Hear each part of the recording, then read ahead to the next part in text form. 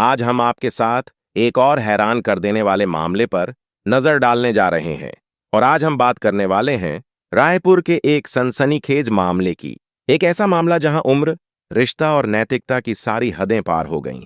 जहां एक 62 साल की बूढ़ी महिला और उसके 22 साल के नौकर के बीच ऐसा कुछ हुआ कि सुनकर आपके भी होश उड़ जाएंगे। इस घटना की शुरुआत होती है छत्तीसगढ़ की राजधानी रायपुर से। यहां एक सोसाइटी में रहने वाली महिला का नाम है मंजू। उम्र करीब 62 साल। यह एक रिटायर्ड टीचर थीं। पति का कई साल पहले स्वर्गवास हो चुका था। 2 बेटियां थीं, दोनों की शादी हो चुकी थी और वे अपने अपने पतियों के साथ दूसरे जिलों में रहती थीं। मंजू के पास पैसे की कोई कमी नहीं थी। 3 मकान थे। 2 मकान किराए पर उठे हुए थे जिनसे अच्छी खासी कमाई होती थी। एक मकान में मंजू अकेली रहती थी। भले ही उम्र 62 साल थी, लेकिन मंजू ने अपने शरीर को बहुत मेंटेन करके रखा था। सुबह जॉगिंग करना, ड्रिंक करना, शहर के कल्चर में ढल जाना, यह उनकी दिनचर्या थी। लेकिन एक दिन अचानक मंजू की तबीयत गड़बड़ा जाती है। घर में देखरेख करने वाला कोई नहीं था। उसने अपनी बेटी सीमा को फोन किया। बेटी ने सलाह दी, माँ, आप अकेली हैं, क्यों ना एक नौकर रख लें, कम से कम आपके काम तो हो जाएंगे। मंजू को यह सलाह पसंद आई। उसने अपने पड़ोस के एक ब्रोकर से बात की। उसका काम था किराएदार ढूंढना या फिर घरों में काम करने के लिए लोग लाना। मंजू ने उससे कहा, मुझे एक अच्छा लड़का चाहिए जो घर का सारा काम कर सके। 24 घंटे के अंदर ही वो एक लड़का ढूंढ लाया। नाम था शिव बाबू। उम्र 22 साल। मूल रूप से बिहार का रहने वाला। हट्टा कट्टा, खूबसूरत और काम करने में मेहनती। मंजू जैसे ही शिव बाबू को देखती है वह बहुत खुश हो जाती है। लड़का उसे पसंद आ गया। दोनों के बीच 15,000 प्रति महीने पर बात तय हो जाती है। ब्रोकर अपना कमीशन लेकर चला जाता है। अब शिव बाबू मंजू के घर में काम करने लगता है। सुबह जल्दी उठता, नाश्ता बनाता, खाना बनाता, कपड़े धोता, साफ सफाई करता। वह घर के एक कमरे में रहता था।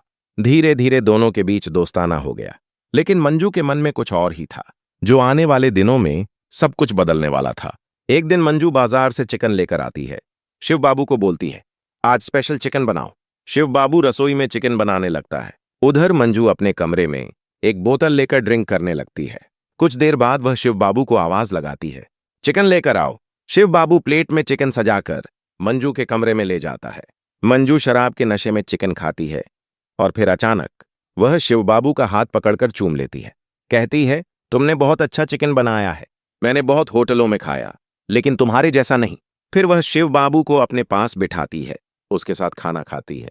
नशे में वह कहती है, देखो, इस घर में हम 2 लोग ही रहते हैं। अगर हम एक दूसरे को नहीं समझेंगे तो हमारा तालमेल कैसे बैठेगा। शिव बाबू हिचकिचाता है। वह समझ जाता है कि मंजू क्या चाहती है, लेकिन वह गरीब है, नौकरी के लिए घर से इतनी दूर आया है। वह कुछ नहीं बोलता। इसके बाद मंजू उठने की कोशिश करती है, लेकिन गिर जाती है। शिव बाबू उसे पकड़कर बाथरूम तक ले जाता है। फिर जब मंजू बाथरूम से बाहर आती है तो वह शिव बाबू को अपने बेडरूम में ले जाती है और बोलती है, मेरे कपड़े निकाल दो। शिव बाबू सोच में पड़ जाता है। वह नहीं चाहता, लेकिन मंजू 2-3 बार कहती है। मजबूरन शिव बाबू उसके कपड़े निकालता है। मंजू बिस्तर पर लेट जाती है और कहती है, मेरे हाथ पैर दबाओ। शिव बाबू पहले तो मना करता है, लेकिन मंजू उसे डराने धमकाने लगती है। कहती है, मेरी बात मानो, अगर नहीं माने तो पुलिस बुलाकर चोरी के केस में फंसा दूंगी, पूरी जिंदगी जेल में सड़ोगे। तुम्हारे माता पिता को भी पता नहीं चलेगा कि तुम कहां हो। शिव बाबू अनजान शहर में है। वह डर जाता है। मजबूरन वह उसके हाथ पैर दबाने लगता है। धीरे धीरे मंजू उसका हाथ पकड़कर अपने अंगों पर ले जाने लगती है, शरीर पर लगाने लगती है। शिव बाबू तुरंत खड़ा हो जाता है और कहता है, मैं यह सब नहीं कर सकता। लेकिन मंजू आग बबूला हो जाती है और ज्यादा गुस्से से डराती है। कहती है, अगर अब नहीं माने तो तुम्हारी जिंदगी तबाह कर दूंगी। शिव बाबू के पास कोई चारा नहीं था। वह मजबूरन वह सब करने लगता है जो मंजू कहती है। वह उसके उस अंग को सहलाने लगा, उसके अंगों पर हाथ लगाने लगा। मंजू ने फिर कहा, अब तुम भी कपड़े निकालो। शिव बाबू ने कपड़े निकाले। उसके बाद मंजू ने उसे ऐसी हरकतें करने को कहा जिसकी शिव बाबू ने कभी कल्पना भी नहीं की थी। उसने शिव बाबू को अनैतिक तरीके से करने पर मजबूर किया। शिव बाबू ने मजबूरन करना शुरू किया, लेकिन धीरे धीरे जैसे जैसे वह करता गया, मंजू को दर्द होने लगा। वह उसे रोकने लगी, बस करो, बंद करो, अब मैं बर्दाश्त नहीं कर पाऊंगी। लेकिन अब शिव बाबू ने पलटवार कर दिया, क्योंकि अब तक तो मंजू उसे जबरदस्ती करवा रही थी। अब उसने खुद उसे रोका तो शिव बाबू को गुस्सा आ गया। उसने सोचा, तुमने मुझे जबरदस्ती करवाया और अब मुझे रोक रही हो। वह नहीं रुका। उसने मंजू के साथ 1.5 से 2 घंटे तक लगातार बनाए। मंजू की हालत इतनी खराब हो गई कि वह चलने लायक नहीं रह गई थी। वह रोने लगी, चीखने लगी, मना करने लगी, लेकिन शिव बाबू ने उसकी एक नहीं सुनी। उसने वह सब कुछ किया जिसके लिए मंजू ने उसे मजबूर किया था, लेकिन अपनी तरह से, अपनी मर्जी से। आखिरकार मंजू बेहोश हो गई। तब शिव बाबू ने उसे छोड़ा। वह तुरंत कपड़े पहने, अपना सारा सामान पैक किया।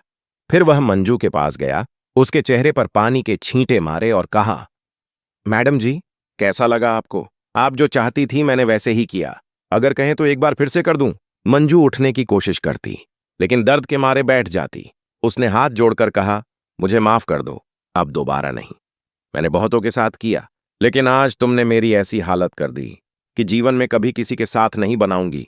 लेकिन शिवबाबू ने उसे सबक सिखाने का फैसला कर लिया था। उसने कहा, आप अपनी उम्र तो देखिए, आप 62 साल की हैं। आपको शर्म आनी चाहिए थी कि अपने बेटे की उम्र के लड़के के साथ करना चाहती हैं, और आप मुझे पैसे देकर मुझे खरीदना चाहती थीं। उसने मंजू से 2 महीने की सैलरी मांगी, 30,000 रुपए, साथ ही उसके साथ करने का पैसा भी मांगा। डरी हुई मंजू ने बहुत सारे पैसे उसे दे दिए। शिवबाबू ने पैसे बैग में रखे। फिर उसने कहा, अब एक बार और करूंगा। अब तक तो आपकी इच्छा थी, अब मेरी इच्छा से करूंगा। मंजू ने मना किया, रोई, चिल्लाई, दर्द से गुहार लगाई, लेकिन शिवबाबू ने फिर से उसके साथ जबरदस्ती बनाए। इसके बाद उसने मंजू को छोड़ा, कपड़े पहने और उसके सामने खड़ा होकर कहा, आज के बाद मैं आपके घर काम नहीं करूंगा। मैं किसी अकेली महिला के घर कभी काम नहीं करूंगा।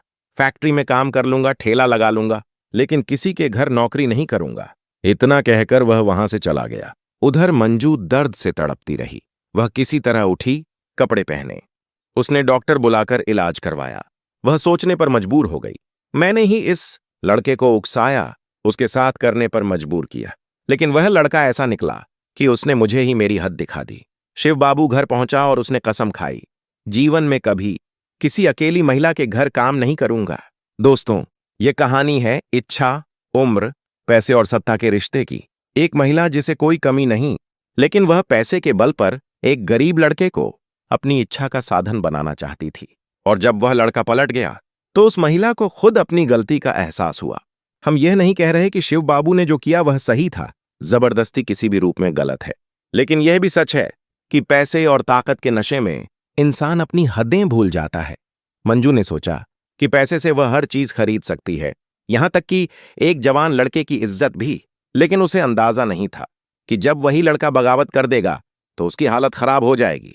दोस्तों, इस घटना को सुनाने का मकसद किसी को दुखी या परेशान करना नहीं है, बल्कि आपको सतर्क और जागरूक करना है। घर में नौकर रखना कोई गलत बात नहीं है, लेकिन इसके लिए सीमाएं होनी चाहिए। मालिक नौकर का रिश्ता एक पेशेवर रिश्ता होना चाहिए, न कि शारीरिक इच्छाओं का जरिया। आजकल ये घटना सोशल मीडिया पर बहुत वायरल हो रही है। यह कहानी दोनों के लिए एक सबक है। मंजू के लिए कि पैसा हर चीज नहीं खरीद सकता, शिव बाबू के लिए कि गुस्से और बदले में किए गए काम भी गलत हो सकते हैं। इस पूरी घटना पर आपके क्या विचार हैं? क्या मंजू गलत थी या शिव बाबू? क्या इस मामले में दोनों को दोषी माना जाना चाहिए या सिर्फ एक को? हमें कमेंट में जरूर बताएं। साथ ही आप इस वीडियो को किस शहर से देख रहे हैं यह भी जरूर लिखें। अगर आपको हमारी मेहनत पसंद आई हो तो कृपया इस वीडियो को लाइक करें और अपने दोस्तों के साथ शेयर करें, ताकि यह जानकारी ज्यादा से ज्यादा लोगों तक पहुंच सके। अगर आपने अब तक हमारे चैनल को सब्सक्राइब नहीं किया है तो कृपया अभी सब्सक्राइब कर लें। धन्यवाद।